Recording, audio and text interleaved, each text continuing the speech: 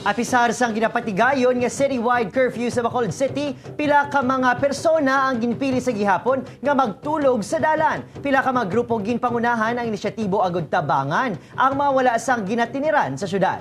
Ining balita nga aton gintutukan.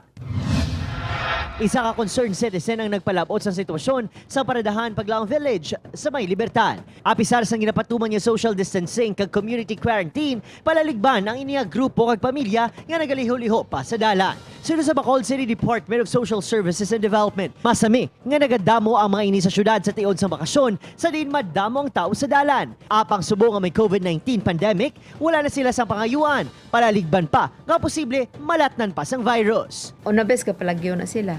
Once i-rescue namon, kapalagyo na sila. Kag kun wala sing ibutangan sang isa ka place nga may gate, may security, ano gina sila ya? Magwa gina sila ya. Ginduso ni Tero sa Interagency Task Force Against COVID-19 ang pagtumod sang lugar nga mga temporary shelter, apang nagaduda sa mga inakto sa mga persona. Kulbaan man kami sa school nga ibutang, base iran sa kun nila ang classroom or ihiguan or whatever, bala no di ko matantyar gid ang safety, ang cleanliness kung ibutan namon sila sa school. Magluwas sa displaced individuals. Ginahinyo man ang mga nagatulog sa dalan nga magbalik na sa ila puluyan. Una na nga nagpasalig ang BCPO nga may mando sila nga gamitan sang puwersa ang mga persona sa tion nga hindi madala kun sa wayon. Ang ginaayo ko sa inyo tani kooperasyon.